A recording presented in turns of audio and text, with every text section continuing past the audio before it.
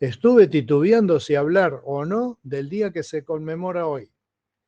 Y me decidí que sí, por la razón sencilla de que tiene que ver directamente con el texto bíblico elegido para el día de hoy. El 24 de marzo de 1976 comenzó a la mañana, como a esta hora ya lo habíamos escuchado, con un comunicado que decía así: comunicado número 1 de la Junta. ¿Te acordás de eso? Por ahí hay grabaciones de eso para recordar aquel día.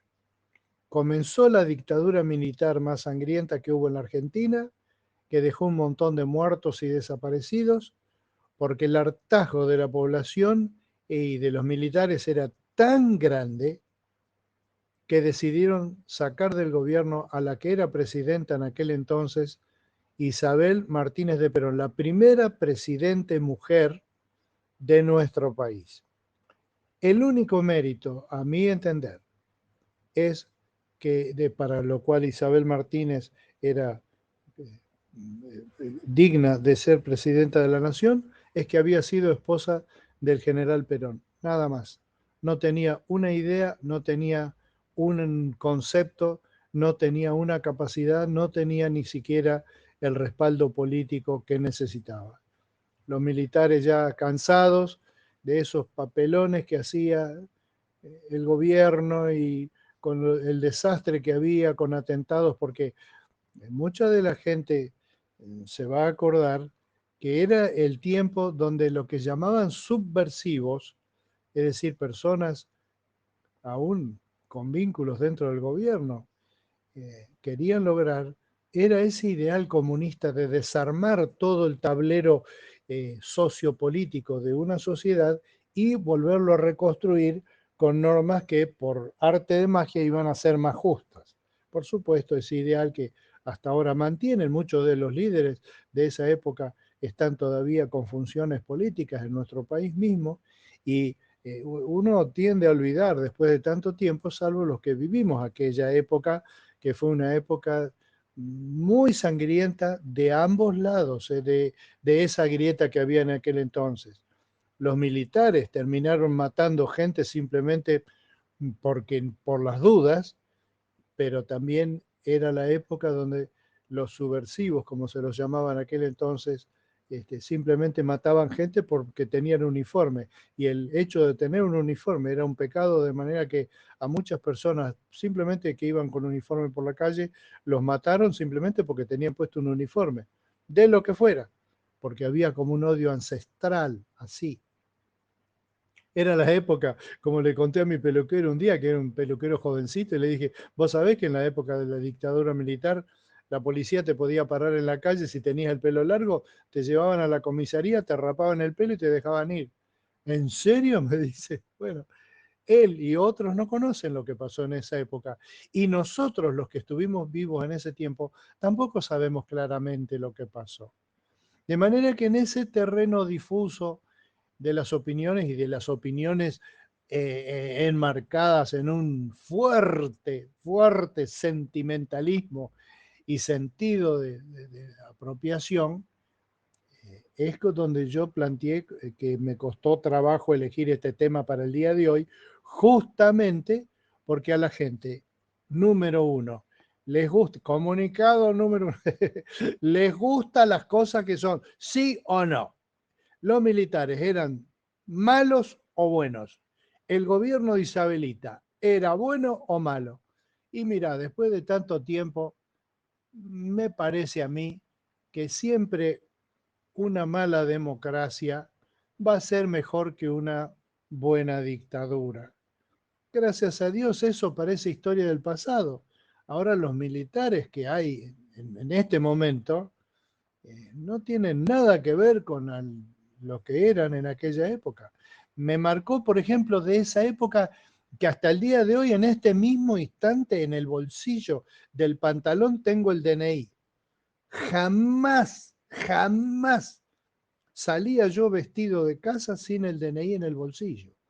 Toda esta época, porque esa época que fue el fin de nuestra época en el seminario y el comienzo del ministerio en plena dictadura militar, era si no tenías tu documento contigo, podías realmente desaparecer, que era un concepto propio de esa época que hizo famoso a Videla con su dicho, simplemente no están, han desaparecido.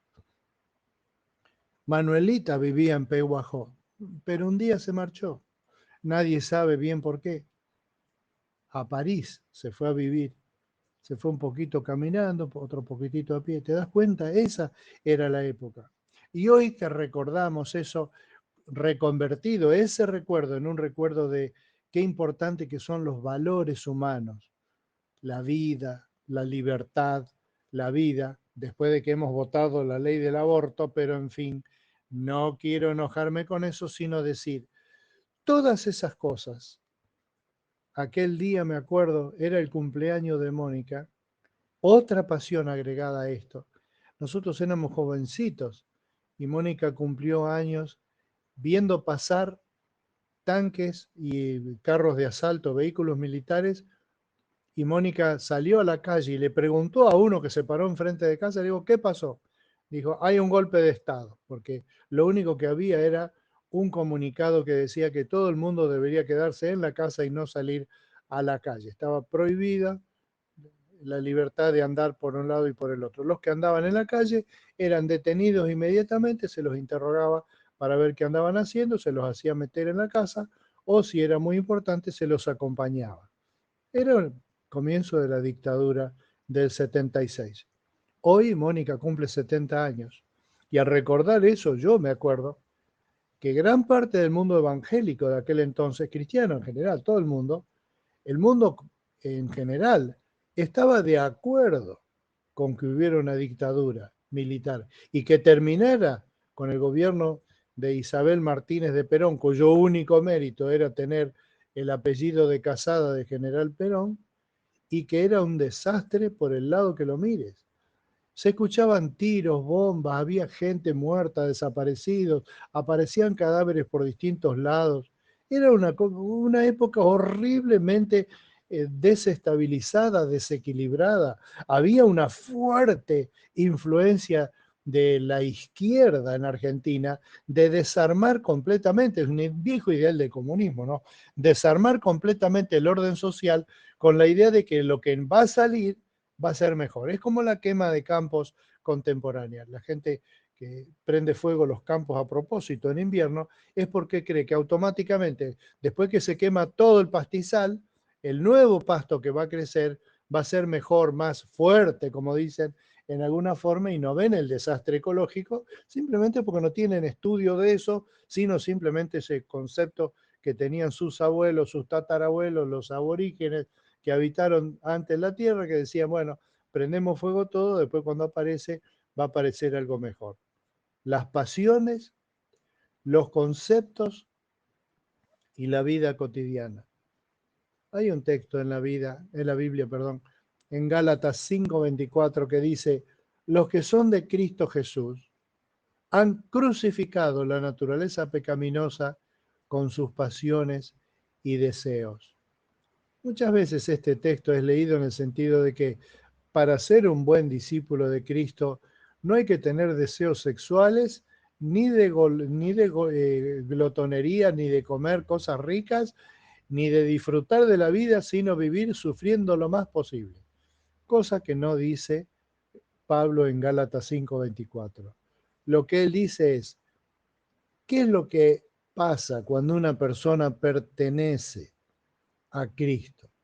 Su pertenencia a Cristo hace que todos los deseos eh, a los cuales se les da rienda suelta en la vida normal pasan a tener un vínculo estrecho, son subyugados por esa presencia de Cristo en la vida, porque no todos los deseos sexuales son malos y no todos los deseos de comer cosas ricas son malos, pero los que son malos hay que crucificarlos para que mueran, para que nuestra vida sea una vida como la cruz le sirvió a Cristo, no solamente para ganar una batalla espiritual eterna, sino para demostrar que uno puede tomar su vida y darle un sentido mucho más trascendente en su comunión